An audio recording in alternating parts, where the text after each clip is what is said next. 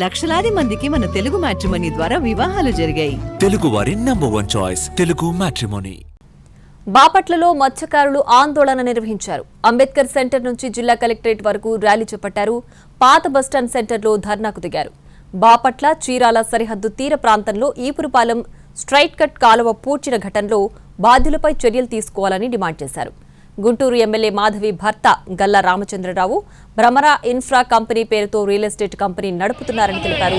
మత్స్యకారులు బూర్లా వెంకట్రావు నుంచి జీపీఏ పొందిన ఎమ్మెల్యే భర్త గల్లా రామచంద్రరావు కాలువ పూడ్చాడని ఆరోపించారు.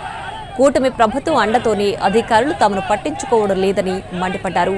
కాలువ పూడ్చిన వాళ్లపై చర్యలు తీసుకోకుండా అడ్డుకున్న తమపైనే కేసులు నమోదు చేయడం దారుణమన్నారు.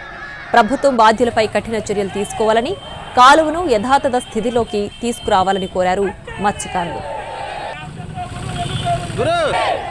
ఇటీవల బాపట్ల జిల్లాలోని చీరాల, బాపట్ల మండలాల సరిహద్దుల్లోని సముద్ర తీరంలో రియల్టర్ల తవ్వకాలతో వివాదం మొదలైంది.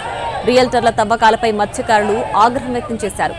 స్వయంగా సముద్ర ముఖద్వారం పునరుద్ధరణ పనులను యత్నించారు.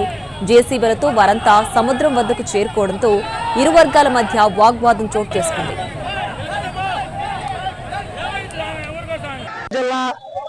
ఈపురుపాలెం సైట్ ముఖద్వారం అంటే ఈపురుపాలెం కెనాలు బాపట్ల జిల్లా అడవిపల్లిపాలెం వద్ద ఒక వంపు తిరిగి సముద్రంలో కలుస్తుంది. ఆ వంపు ద్వారా మత్స్యకారులైన మేము మా పడవలు దాదాపు 2000 పడవల్లో మేము అక్కడ భద్రపరుచుకుని మా సరుకుని మేము దిగుమతి చేసుకుని మత్స్య సంపదని మేము మార్కెట్కి తరలిస్తాం.